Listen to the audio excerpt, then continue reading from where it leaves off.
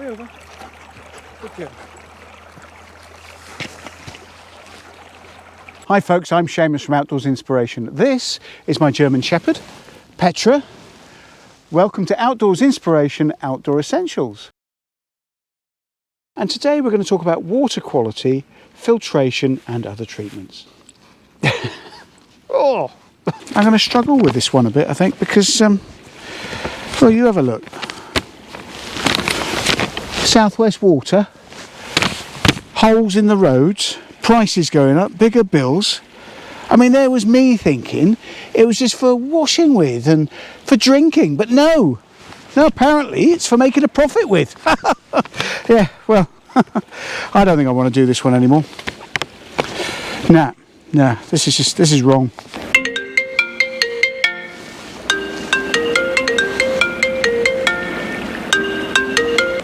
Hello, Shamus.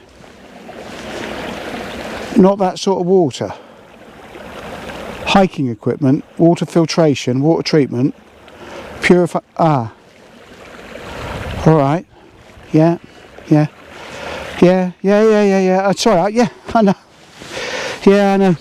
Yeah, I know. It keeps happening, but wrong end of the stick again. Yeah, sorry, mate. Yeah. Okay. Right. Yeah. Start again. Yeah, that's for the best, really, isn't it? Okay, so water filtration, water treatment, and the kind of nasties that live in water around us. All right, yeah. Okay, no, I'm fine with that. Okay, yeah. All right, mate. Cheers then. Bye-bye.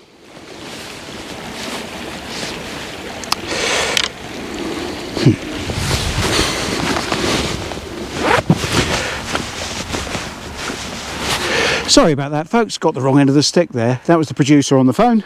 Apparently, I'm supposed to be talking about water from a wild camper's perspective. All makes sense now, doesn't it?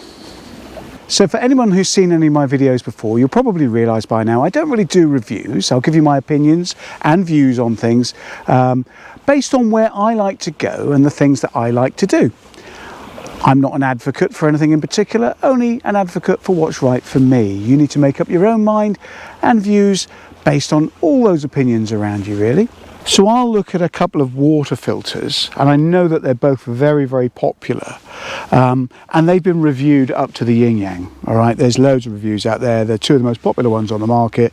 Anybody and their dog has done a review on it. But of course, a review in terms of a water filter, unless you're a microbiologist or a chemist, doesn't hold a lot of scientific weight. What it does do is tell you how it works from a user's perspective. Really, we have to look at the manufacturer's data on that particular equipment to get a grip on what its technical specification is. And so for both of these filters, I will leave links in the description below to the manufacturer's website so that you can go there and look at the data for yourself. So what do I want to filter it for? It looks clean enough to me. Beautiful clear moorland water.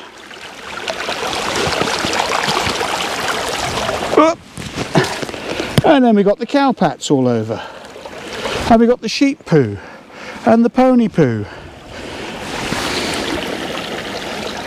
And dare I even suggest that sometimes there might be some human poo in there as well.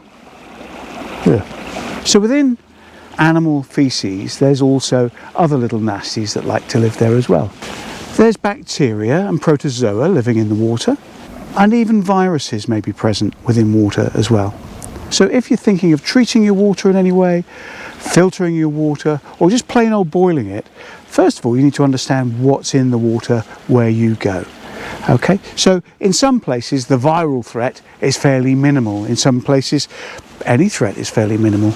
But what I do know is, after having spent 4 decades at least tromping over these moors, is that I've seen enough dead sheep, dead cattle, dead ponies and dead anything, along with all their feces, near, on and in the water sources on Dartmoor.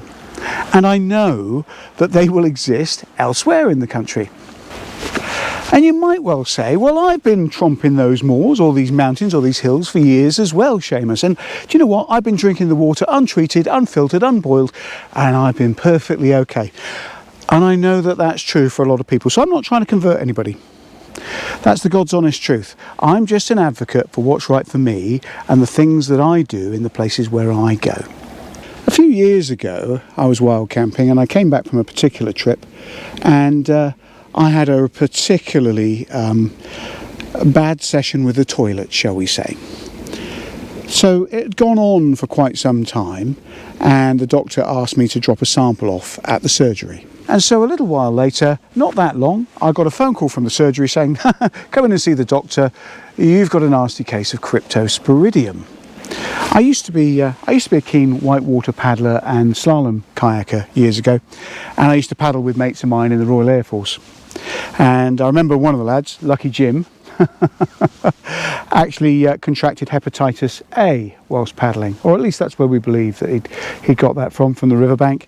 And at a later date he was also diagnosed with Weil's disease, or leptospirosis as it's also known, which is carried in rat's urine, which was also associated with a particular river trip that we did.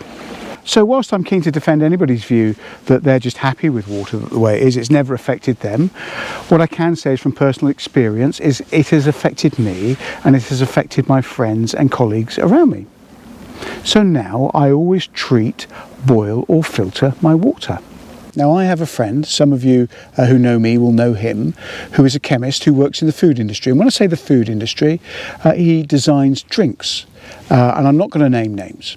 However, he is a keen backpacker, hiker, wild camper, cyclist, and he sampled some water in an upland reservoir. This reservoir is at about 1800 feet. And he sampled the inlet streams that go into it, and he sampled the water from the streams coming out of it, and he sampled the water in it and tested it in a lab. Once he'd sampled that water, he determined that it wasn't fit for human consumption. It was teeming with bacteria, both on the inlet streams, the outlets, and in the reservoir itself. That's why our water companies filter and treat our water before it comes out of our taps. Now, I'm not trying to scare you off. Don't go complaining to your water companies. It's the nature of water. Stuff grows and lives in water. But for my money, if I'm going to drink it, I want to make sure I've either treated it, boiled it, or filtered it in some way.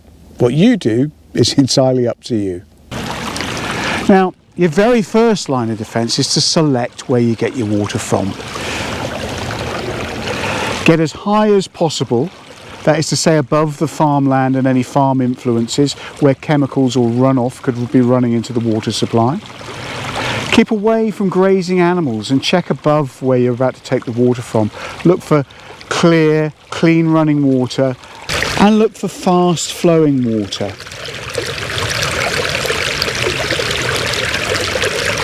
So originally, the first line of defence that I used was Chlorine Tabs, which I put into the water. Usually it's about 1 tablet per litre.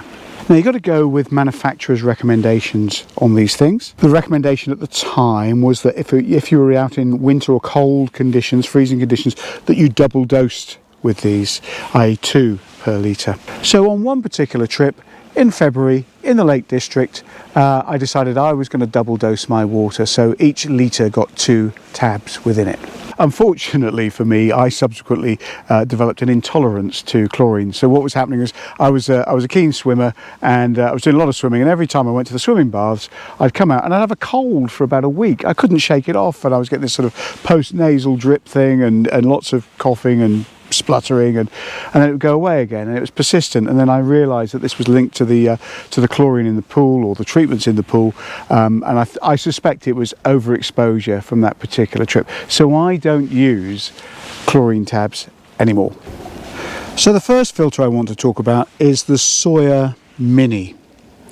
It's readily available from many retail stores, and it retails at about £30 to £35 depending on where you get it from. It will filter down to 0.1 of a micron, and that is to say, in real terms, 99.99999% of bacteria and 99.9999% of protozoa. A very effective bacterial or microorganism filter. What this filter won't do is filter out viruses. So things like hepatitis A, it's not going to touch.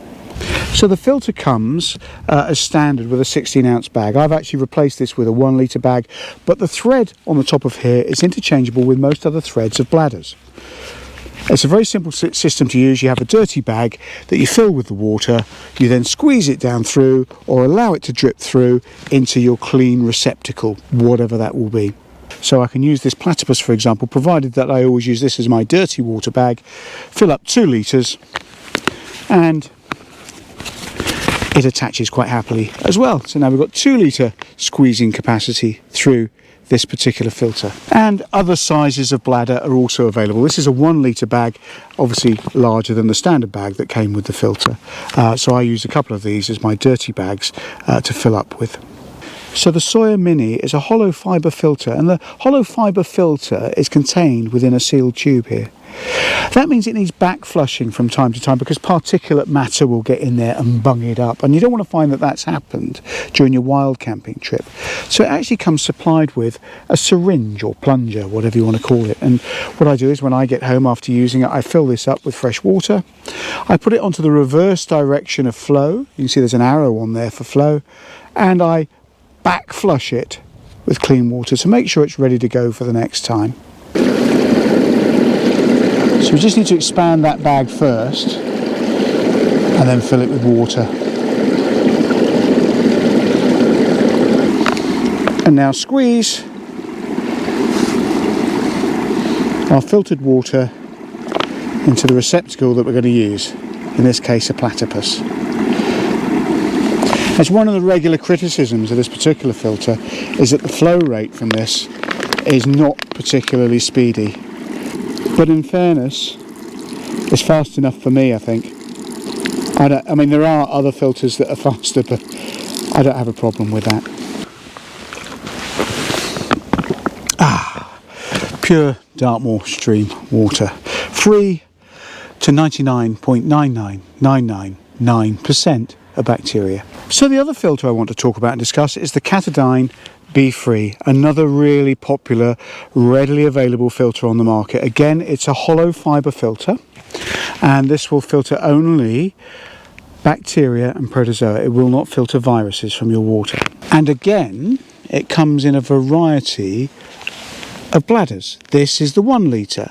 There's 0.6 of a litre, and there's also a 3 litre bladder available for this. And once more, it's a squeeze action going through a hollow fibre filter. But on this occasion, the hollow fibre filters are quite accessible.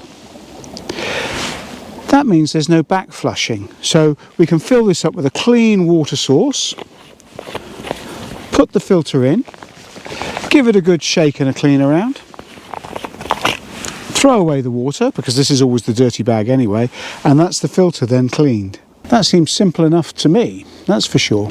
Happy days, you might well say. However, when we discussed the Sawyer Mini a moment ago, we said that it would filter, or that the filter had a life of 100,000 gallons. That's a lot of water.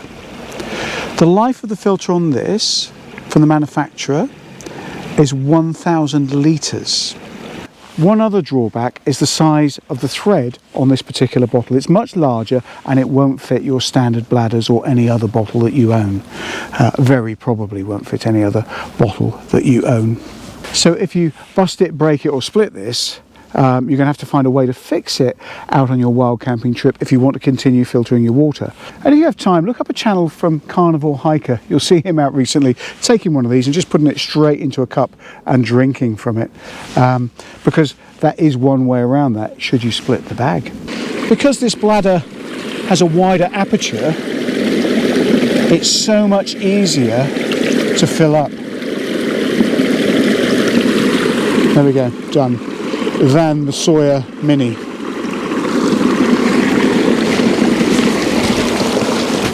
And the flow rate on this particular filter is much faster. And because of that faster flow rate, and because this is already a drinking bottle, it makes it very simple to drink straight from. So two similar filters that operate in different ways, about a tenner difference in retail price between the two. Originally I always went with the Sawyer, now I'm more inclined towards the Katadyn B3 simply because of that flow rate. I can use it as a drinking bottle and it's just so simple, there's no back flushing, but that doesn't make the Sawyer a bad filter, and I'd recommend it to anybody that's looking for a filter of this nature. Now I started off by talking about the chlorine tabs and chlorine treating or chemical treating your water. I'm not a fan of that personally anymore. There's lots of people that do it, lots of people are happy with it. I just don't do it anymore. But the benefit of this is that, of course, it will not only kill bacteria, it will kill viruses, but you must be prepared to wait. It'll break down the cell wall of bacteria and deactivate that bacteria and protozoa fairly quickly, but sometimes it can take up to 30 minutes for it to act. So you've got to give time for any water treatment or chemical treatment that you put into that water to be enacted and to kill any viruses that are within that water. And then, of course, there's the traditional method, boiling your water. So boiling the water for about 1 minute and leaving it to cool completely should free it from bacteria, protozoa and virus that are in there. Now I say 1 minute, that will be dependent on altitude because water boils at a lower temperature with increase in altitude. So above about 6,000, 6,500 feet, I think they recommend that you're boiling your water for about 3 minutes. So that about wraps things up. Like I said, these aren't reviews, it's just my views and opinions on what I do, where I go with the stuff that I've got. I'm just sharing my knowledge. Now you might just say, well, blow to all that. I've been drinking it for years and it's never harmed me and I don't need to treat my water, and that's absolutely fine if that's the way you go. All I'm saying is that I have had cryptosporidium. I've known people that contracted Weil's disease and hepatitis in water, and I wouldn't wish it upon anybody. So those are some first-hand experiences. So if you like this video, please give us a thumbs up. Have a look at a few more of my videos. You might enjoy what we do. If you do, perhaps you might subscribe to the channel. I'd be really flattered if you want to follow us.